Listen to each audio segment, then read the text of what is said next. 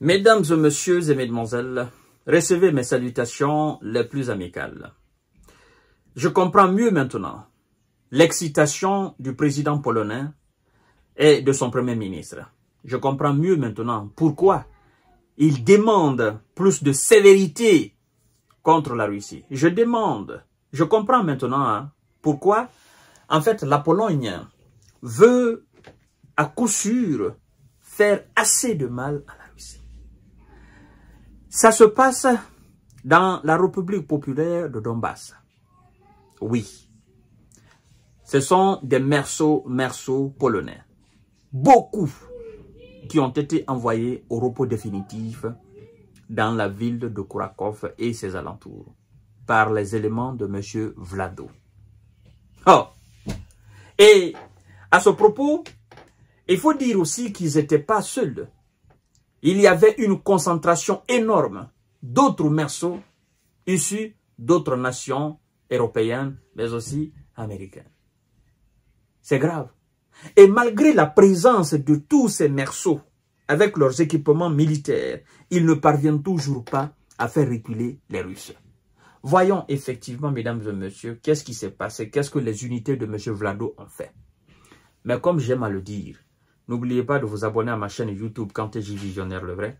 Activez la cloche de notification pour ne plus rater mes émissions. Partagez la vidéo dans tous les groupes possibles aussi.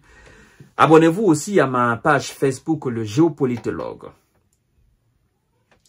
Des merceaux polonais ont été éliminés dans une ville stratégique du Donbass. Waouh! Des merceaux polonais. Beaucoup! Beaucoup, mesdames et messieurs. Le groupe a été neutralisé lors de l'opération de nettoyage menée par les unités russes à Kuraków. Lors d'opérations de nettoyage à Kuraków. On n'a pas dit ses alentours, à Kuraków. C'est que Kuraków est tombé dans les mains des Russes. Oui, ils veulent finir tout le nettoyage, débarrasser la ville de tout avant de faire l'annonce. Laissez-moi vous dire, Kuraków, c'est la plus grande ville du sud-ouest de l'Ukraine. La plus grande. Donc, ce n'est pas une petite ville. C'est l'une des plus grandes villes de l'Ukraine. C'est comme si on disait Marseille ou on disait Lille. Ce sont les plus grandes villes de la France. Vous comprenez? Donc, Kuraków est l'une des plus grandes villes de l'Ukraine.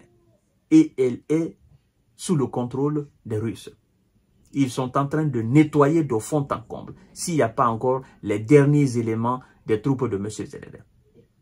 Alors, les forces armées de M. Zelensky sont en train de se retirer de cette localité située en République populaire de Donetsk, a précisé le militaire, le commandant. Donc, les hommes de Zelensky sont en train de se retirer de la ville de Kuraków et ses alentours. Parce qu'ils ont compris qu'ils ne peuvent plus résister. Ils ne peuvent plus. Ils n'ont plus les moyens. Donc, ils sont en train de se retirer. Qu'est-ce que je vous ai dit? Je vous ai dit que ça va prendre le temps que ça va prendre. Mais finalement, ils vont nous sortir encore la phrase magique. Oh non, nos troupes se retirent de Kuraków pour sauver le reste du matériel et des hommes. Alors, en effet, ces dernières, parlant des forces armées ukrainiennes, c'est le commandant qui nous parle, le commandant de l'unité de nettoyage de M. Vlado dans la ville de Kuraków. C'est lui qui nous parle. Il nous dit, en effet, ces dernières se retrouvent dans un état très critique à Kuraków, a fait savoir effectivement mercredi le chef de la République populaire de Donbass, mesdames et messieurs et mesdemoiselles. Alors, c'est la ville la plus grande dans la partie sud-ouest du Donbass. La ville la plus grande de la partie sud-ouest de Donbass. Mesdames et messieurs et mesdemoiselles, est-ce qu'on va assister à la tombée des villes ukrainiennes une à une à une? En fait, je ne comprends pas. Je ne comprends pas qu'on dise de cette armée que c'est elle qui perd 500 600, 700, 800, 900, 1000, 1200, 1500 hommes par jour. Je ne comprends pas. Je ne comprends pas qu'on dise de cette armée qu'elle n'utilise que des chars soviétiques. Je ne comprends pas qu'on parle, qu'on dise de cette armée russe. Oh non, c'est une armée qui manque de tout. Pourtant, c'est elle qui mène la danse.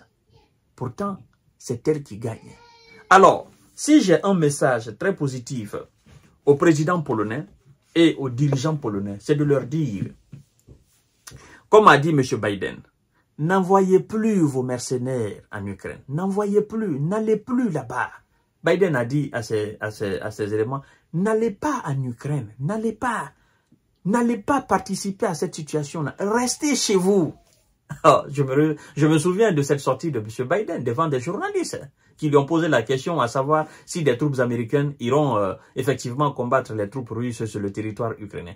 Il a dit, pas les troupes, il a dit non, d'un ton sec, non, parlant des troupes américaines. Mais aussi, il a passé le message en disant à tous ces vétérans et à tous ces volontaires qui veulent aller, n'allez pas là-bas. Et donc, monsieur le président polonais, monsieur Andrzej Duda, gardez vos éléments en Pologne. Ce qui se passe en Ukraine là, c'est pas l'Afghanistan, c'est pas l'Irak, c'est pas la Libye. Ça n'a rien à voir avec la Deuxième Guerre mondiale ou la Troisième ou la Première Guerre mondiale. C'est au-delà de tout ça, ce qui se passe sur le front. L'intensité, les armes qui sont utilisées. En fait, la situation, le combat, ce qui se passe en Ukraine est indescriptible. Tous les mots que vous pouvez utiliser pour décrire seront petits. Vous imaginez, par jour, c'est des milliers de S qui sont envoyés au repos définitif. Des milliers au niveau de toutes les lignes de front. Donc, mesdames et messieurs, la ville de Kourakov, c'est terminé. Son sort est scellé, c'est fini. Vous voyez, on dit opération de nettoyage de la ville. On n'a pas dit de combat, de nettoyage. On nettoie proprement. Le terme militaire, en fait, on part de quartier en quartier, de secteur à secteur, effectivement, pour voir s'il n'y a pas encore les restants des unités de M. Zelensky, quand même, qui sont en train de fuir. Parce que, d'ailleurs, ils ont fui dans la localité d'Oufpenivka, comme a dit hier le site ukrainien qu'on appelle Deep Stad. Bon, eux-mêmes, l'état-major ukrainien a annoncé que ces éléments se retiraient de cette localité-là. Vous voyez? Donc, encore dans la ville de Kourakov, ils vont se retirer. Dans la ville aussi de Pokrovsk, ils vont se retirer, mesdames et messieurs. Et puis, c'est terminé. La Russie va encore continuer vers Kramatorsk et d'autres régions, si rien n'est fait pour la paix. C'est ça, au fait. Et c'est pourquoi nous disons, faites la paix, monsieur Zelensky, faites la paix. Sinon, un jour viendra où carrément, ces gens-là, ils seront, n'est-ce pas, aux différentes portes de Kiev. Et tu seras obligé de déménager ton palais présidentiel dans une autre ville vers la frontière polonaise. C'est ça la réalité.